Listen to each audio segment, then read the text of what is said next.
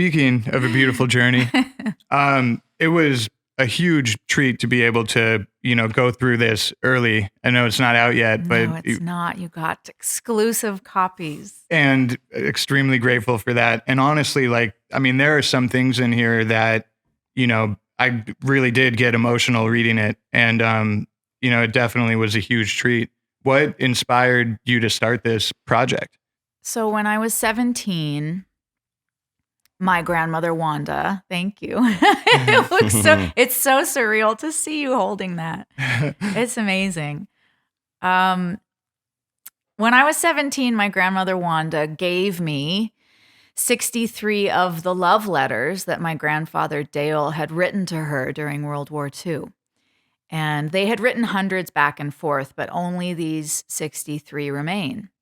He had to burn all of her letters that she sent him. And he talks about it in one letter, how devastating that was.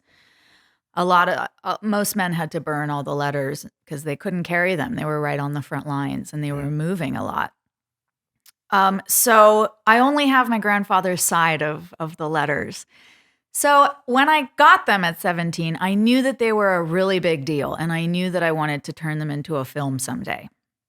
But I didn't know how to do that. The only thing I did know was that I wanted to get Ron Howard to do it. I love that part, yeah. And so like I say in the book, I really did. I carried the letters in my purse for like years in case I ran into him at the store or something. And I would pitch him my film. But even though I didn't know how to go about making the film yet, I knew that what I needed to do was start to ask questions of my grandparents and fill in the story, find my story around these letters. And in the midst of those thoughts developing, my grandfather Dale died with Alzheimer's before I got a chance to speak with him. And that really scared me and shocked me because I saw his memories and his thoughts stolen, like taken before his body even died. And I think my trauma response to that, I know my trauma response to that was to like go into overdrive asking questions. And in a way, I started to like try to collect all my loved ones' memories because I didn't know where Alzheimer's would strike next. And I thought like, okay, if I can just gather everyone's memories and document everything, then Alzheimer's can never win again. And I think that's a big part of why it was so important to me to write my grandparents' story surrounding these letters was to make sure that Alzheimer's didn't win again and that they get to live forever.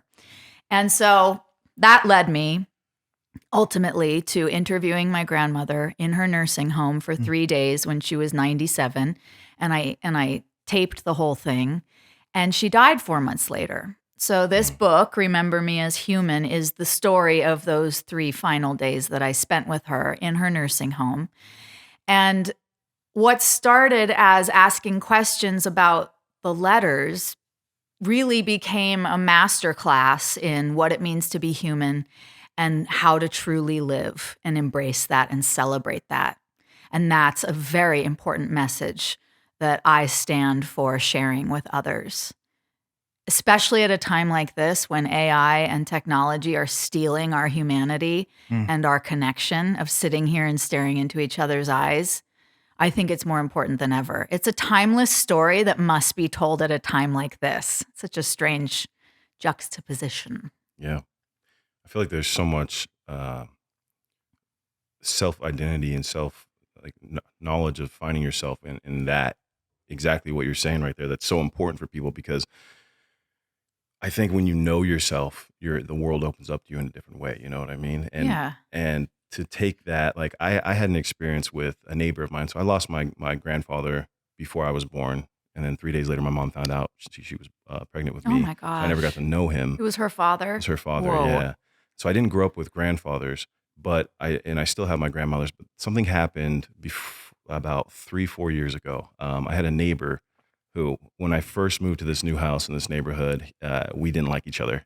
I was gone filming for about a month, so I hadn't even moved in a single piece of furniture when I got the house. And he parked in my driveway. And I'm like, who the heck? After a month, I came back. I'm like, who the heck is in my driveway? Is he your age? No, he was in his 70s. Oh. Well, what happened is we didn't like each other for the first 6 months. And then we sat down and actually talked. the guy was awesome. He showed Yeah. me his knife collection. We talked about life. He showed me, his places up in Tahoe and how much he loved nature and all this stuff. And he like became like a grandfather figure to me. Wow. And I remember towards the end of the 4 years of me living there, he got really sick. And I loved this guy, Larry. I loved this guy. Yeah. And I remember I saw him age 20 years in like 3 weeks. Wow. He was diagnosed with 2 different forms of terminal cancer, and completely just changed everything. And I remember I wish I had written down or gotten a book and asked him all these questions about Yeah. life. And it was at that point, it was too late. He was too sick. He was too tired. He had no energy left, and I think about that with my family a lot too. Like, you got to interview your grandma at 97 years old. I know. Which is an incredible long life. The things that she has seen, Oh experienced, my God, shared I with you. know. I It's can't even. extraordinary. Yeah. I'm really happy you shared that story. That's exactly my wish for what people are inspired by with this book. And I'm hearing the same thing as what you just said from everyone who's read it, men and women. They have to share their own story of where they felt the most connected with another and where they wish that they had asked more questions. Not that you weren't curious about this man. I know you loved him Yeah. very much, but we can always look back and have regrets about how much we didn't ask of someone. Yeah. We take each other for granted because we Yeah. think we have all the time in the world, but when we're gone, we're gone. Yeah. All those stories, all those memories, an entire world that exists in another person is gone. And that's okay. Obviously, that's the point of life and death, Yeah. birth and death and all that. But to celebrate each other while we're here instead of just taking each other for granted and putting each other in boxes and just going, oh, I know who my mom is. Oh, yeah, that's just my mom. No, Yeah. no. There's an entire world in that person. And I think that, again, AI and technology is robbing us of our curiosity. Yeah. Would you agree with that? Do you Uh, think that we're headed in a good direction, with like, because it's isolating, It all is. of that. It is. And I mean, I think the notion of not letting Alzheimer's win is beautiful, and making sure to preserve and record that is Yeah. something that now you can pass down for generations and That's right. generations, and it can last. And I think that's a beautiful notion.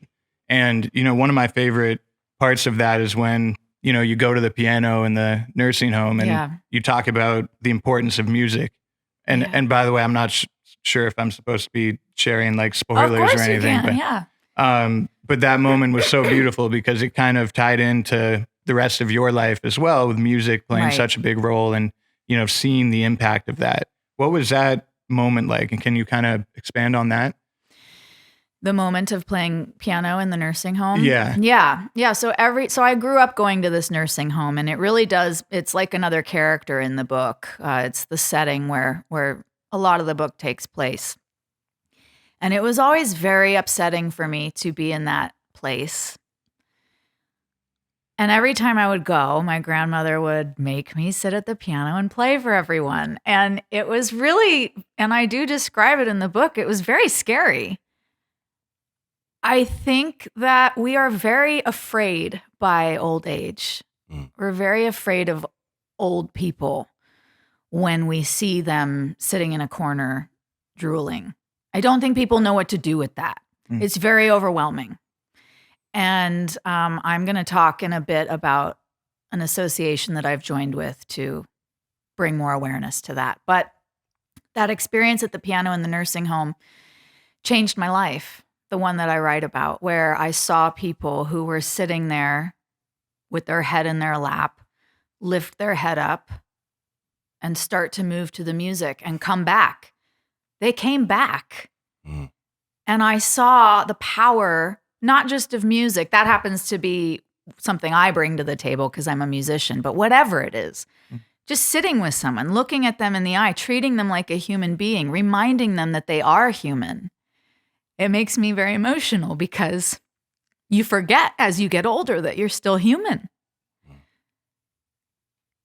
And people treat you differently because they're afraid of what's happening. And it's this very ignored area of society, I think, where people just don't want to fucking look at it. Yeah. But guess what? It's going to happen to all of us. And it's okay. And what I learned in that moment of playing music for them and seeing them have that reaction and that peace in the moment and some healing, even if it only lasted for 30 minutes, was that it's very easy to change someone's life for the better. I think people get overwhelmed by thinking, oh, who am I to make a difference in the world? But let me ask you, if it were you in that nursing home and someone came in and played a song that you recognized from your childhood and it made you go, oh my God, yeah, oh my God. Would that make a difference in your life? Absolutely. So we can make a difference in people's lives one at a time. That's all it takes. And that's enough. You don't have to go out there and change the world. You can walk into a nursing home and say, hi, I'd like to sit with someone and play cards. Hi, I'd like to read a book with someone for a half hour. That's enough. And that's what it taught me was like, because I'm the adult child of an alcoholic. So I struggle with like trying to save everybody. You know, I'm sure you can relate, but you don't have to save everybody. We can't. You can't. Yeah. All you can do is bring somebody a smile and a moment of peace. Yeah. So that's what that taught me, kind of a roundabout answer to like, I'm really grateful that she pushed me to do that because I would say, no, I don't want to. No, but it's not as scary as you think to just connect with another person and give them a little happiness for a second. Thank you for watching. Don't forget to drop a like if you enjoyed the video. And subscribe and hit the bell for a whole lot more to come.